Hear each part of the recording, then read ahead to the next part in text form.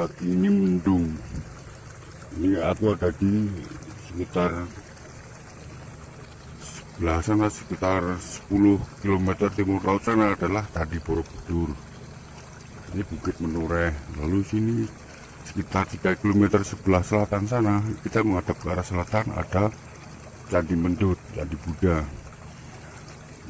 Nah, kali ini kita cuma akan membuat sedikit pertanyaan. Karena kan Candi Borobudur konon juga diketemukan oleh Belanda, pihak Belanda itu. Agak aneh. Padahal yang membuat kan bangsa kita pribumi Jawa pada pada masa Sailendra itu, Kerajaan Mataram kuno. Kenapa sejarah pada nggak tahu ya?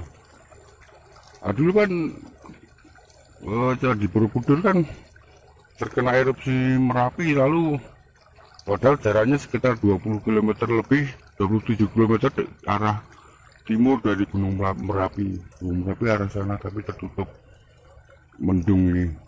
Lalu sana di belakang kandang ayam ini ada Gunung Sumbing yang jadi perbatasan sama Kabupaten Wonosobo, Temanggung, Magelang, sana Kabupaten Purworejo. Lalu sana Kulon Progo DIY. Nah, kan Candi Borobudur runtuh. Lalu Kerajaan Mataram kuno berpindah ibu kota. Pembangunannya aja berapa puluh tahun itu, hampir 60 tahun. Nah, lalu dibilang sebagai daerah terlarang dan sebagainya, itu kan nggak masuk akal. Dulu kan pemerintahnya berpindah, yaitu bikin ibu kota negara baru yaitu di daerah Jombang, Jawa Timur. Lalu otomatis kan daerah sini jadi sepi, pengurus negara dan wilayah jadi sepi. Karena warga pada masa itu kan belum sebanyak pada masa kini. Mesti bisa dihitung berapa satu desa itu, berapa orang bisa dihitung. Dan rata-rata desa dijadikan sebagai wanua Hindu. Daerah sini wilayah Hindu, sana wilayah Buddha. Nah, karakter Buddha, karakter Candi Hindu adalah untuk meletakkan abu jenazah kremasi.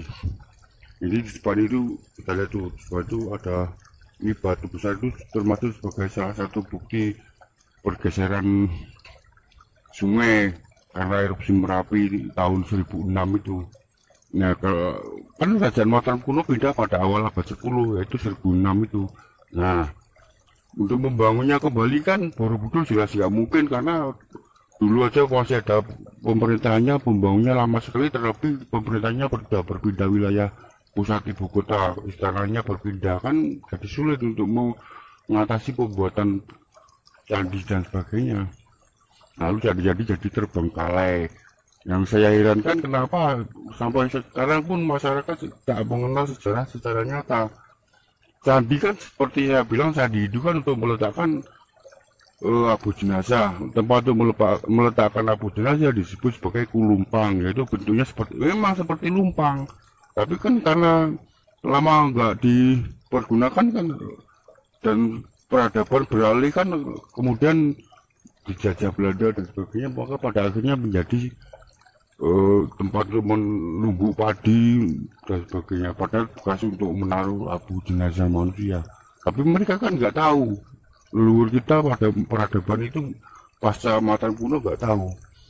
Lalu setelah Majapahit runtuh itu, lalu kembali Mataram yang semula menjadi wilayah kekuasaan Majapahit kembali ke Jawa Tengah, yaitu di alas Mentau antara Prambanan hingga ke daerah Wates, Yogyakarta sana. Nah, itulah yang terjadi. Banyak yang nggak kenal. Itu sebelah barat sana adalah lokasi dari Sungai Elo. Nah, di tepiannya itu banyak bisa tuh yang ada burung bango itu, sana itu namanya sawah kenteng. Itu situ ada batu kenteng adalah kulumpang, berarti sana juga ada candinya tapi terpendam. Karena air ini seperti yang kita lihat ada batu besar ini sebagai bukti pergeseran sungai, tadinya terpendam oleh geseran sungai. Lalu Sungai Elo di tepi kanan kirinya itu juga banyak batuan kulumpang dan batu candi, tapi rata-rata sebelah barat sana, sebelah barat Sungai Elo adalah dari batu bata, maka banyak yang punah. Tapi patung-patung masih ada dan telah diamankan oleh pihak Balai Konservasi Borobudur sana, dimuseumkan. Itulah yang terjadi realita. Kenapa peradaban terus berubah, tapi manusia, orang Jawa nggak kenal sama sekali sama leluhur nyata, budaya secara seni dan budaya leluhurnya secara benar. Banyak kita kan kembali ke masalah pindah kerajaan Mataram kuno pindah. Nah, pada masa itulah kemungkinan mulai ada kisah-kisah klenik, kisah-kisah persilatan, Wiro Sableng dan sebagainya, itu mungkin di masa itu. Karena kan pemerintahan sudah jadi kacau, keamanan sudah sepi. Nah, lalu banyak terjadi kejahatan dan sebagainya.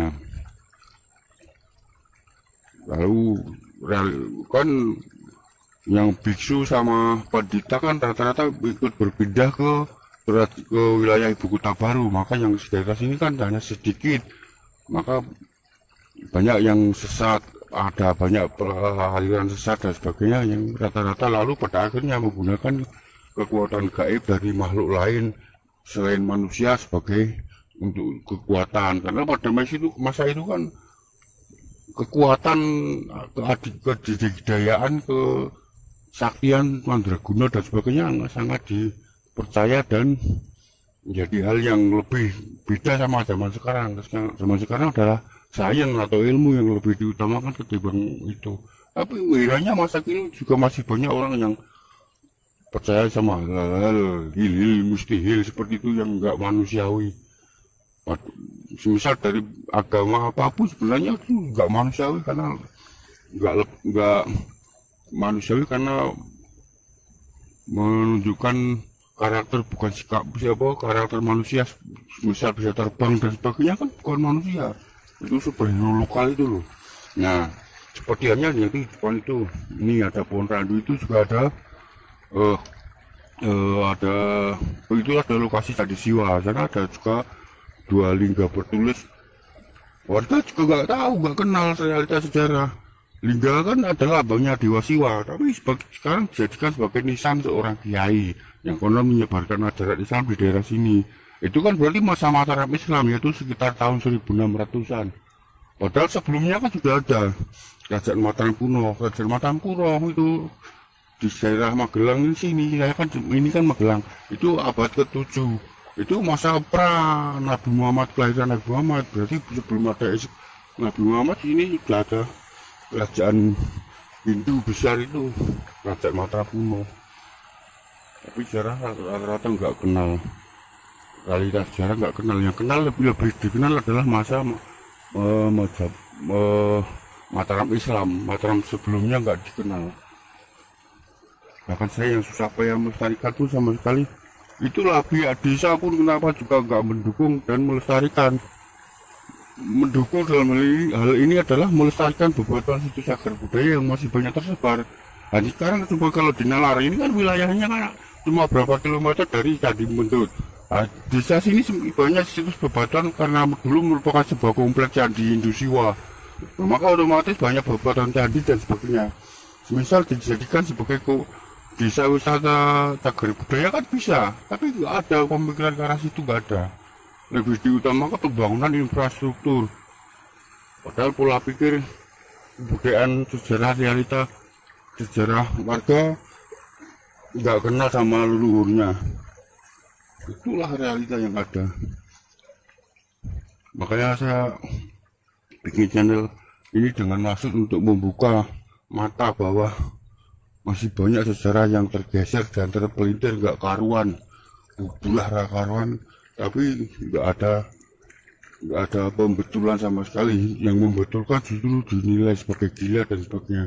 Karena kalau dinilai coba di luar negeri sana, adakah sejarah yang lebih memakai ke dalam klenik dan sebagainya? Kan nggak ada. Terjadinya alam juga bukan karena kekuatan makhluk gaib non Tuhan, itu nggak ada, tapi lebih pada percaya karena kekuatan manusia dan sebagainya. Bahkan itu bukit itu pun konon kalau warga sini mempercaya dibikin oleh seorang kiai. Ya kan itu aneh lagi. Padahal kan sebelumnya sudah ada candi Hindu. Candi Hindu kan dibangun di atas gunung atau bukit. Tapi warga nggak kenal sejarah, maka mengarang cerita fiktif itu lebih dipercaya. Itulah realitas secara maaf ketahuan, dan semoga mudeng dalam budaya.